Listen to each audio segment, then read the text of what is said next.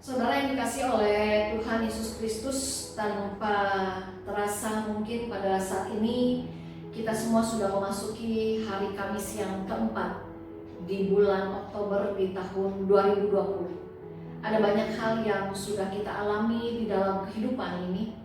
Namun biarlah melalui banyak hal yang sudah dan yang masih akan kita alami dalam kehidupan ini, biarlah kiranya kita boleh semakin hidup, mendekatkan diri kepada Allah yang adalah sumber kehidupan kita. Saudara, pada hari ini saya mau memulai renungan singkat pada hari Kamis ini dengan sebuah cerita. Alkisah, ada seorang lelaki miskin yang menjual gula merah yang dibuat oleh istrinya ke kota. Istrinya itu selalu membuat gula merah yang berbentuk bulat dengan berat 1 kilo.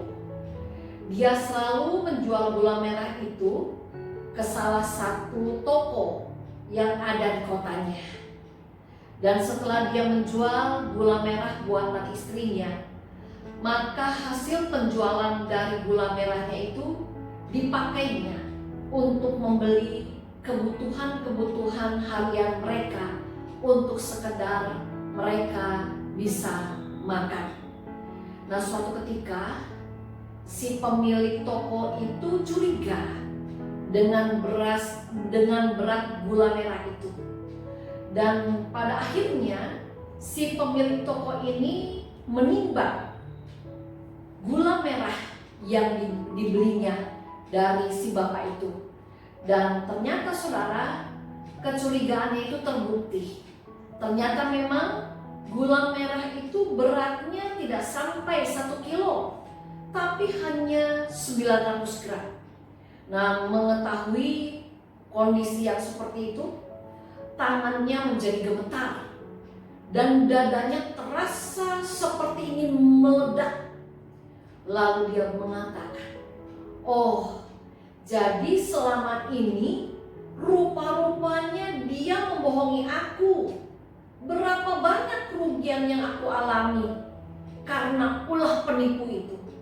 Katanya berat bulannya 1 kilo, tetapi ternyata hanya 900 gram. Nah, pada suatu kali saudara, setelah dia menunggu beberapa lama, hari itu dia didatangi lagi oleh si bapak penjual gula yang miskin, yang tentu saja datang dengan membawa gula merahnya yang kembali ingin dijual kepada si bapak itu. Belum si bapak itu memberikan gula merahnya, si pemilik toko itu berteriak, "Kamu telah menipu saya. Kamu selama ini bilang gula merah ini 1 kilo beratnya. Tetapi kemarin saya sengaja menimbangnya dan ternyata gula merahmu itu beratnya tidak 1 kilo, tapi hanya 900 gram. Dasar kamu penipu, dasar orang miskin yang tidak bisa dipercaya." Lalu saudara mendengar apa yang dikatakan oleh si pemilik toko itu.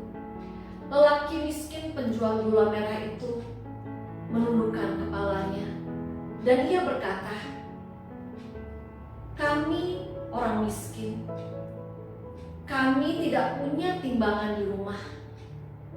Kami membeli beras di toko Bapak seberat 1 kilo. Dan itulah yang kami jadikan timbangan untuk menimbang gula merah yang selama ini kami jual kepada Bapak." Mendengar apa yang dikatakan oleh lelaki miskin itu, maka si pemilik toko bungkam 1000 bahasa.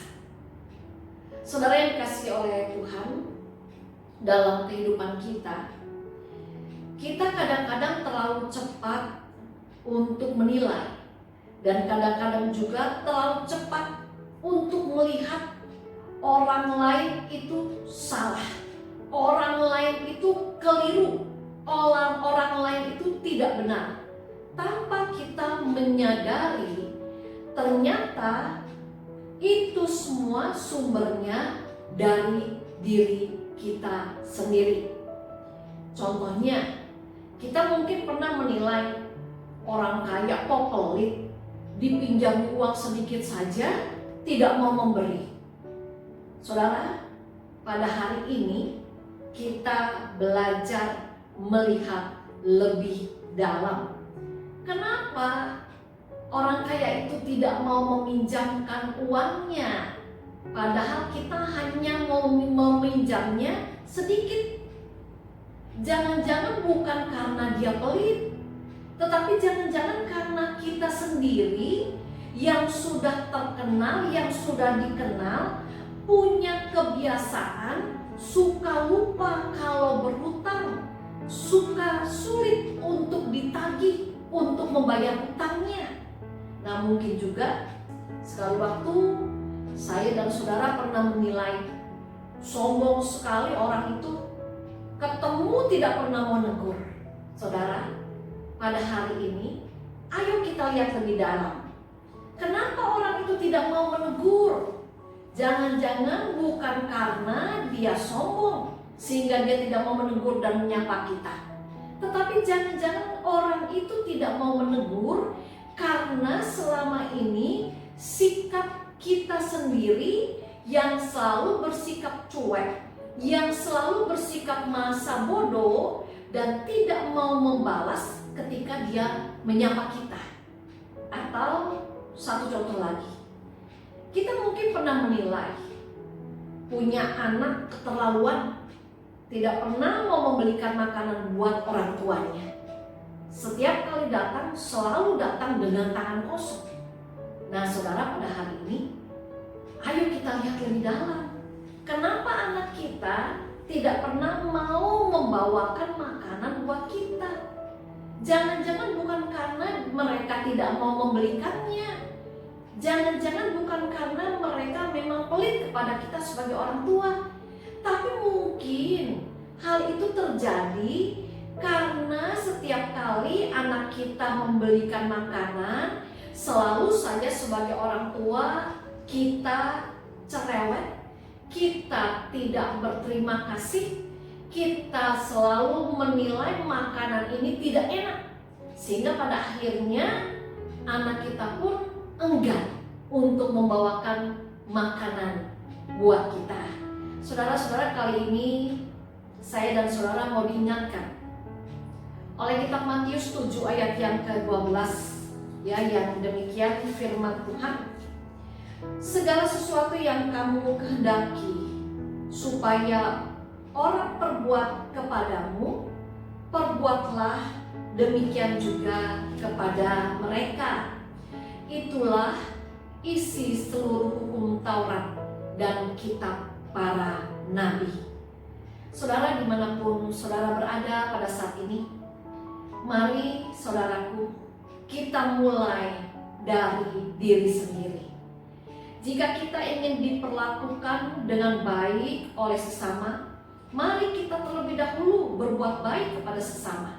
Jika kita ingin dihargai oleh sesama, mari kita belajar menghargai orang lain terlebih dahulu. Jika kita ingin diperdulikan oleh orang lain, mari kita terlebih dahulu mau memperdulikan orang lain. Saudara, pada saat ini firman Tuhan sangat jelas dan sangat mudah untuk kita pahami. Firman Tuhan mengingatkan, segala sesuatu yang kamu kehendaki supaya orang perbuat kepadamu, perbuatlah demikian juga kepada mereka. Itulah isi seluruh hukum Taurat dan kitab para nabi. Saudaraku, melalui renungan pada hari ini, saya dan saudara diingatkan, jangan terlalu mudah memandang orang lain secara negatif. Jangan terlalu mudah memandang orang lain dari segi-segi yang buruk-buruknya saja. Karena mungkin saja mereka bersikap negatif, bersikap buruk, itu berawal dari sikap diri kita kepada mereka. Saudara, pada saat ini mari kita ingat, mari kita lakukan Matius 7 ayat yang ke-12.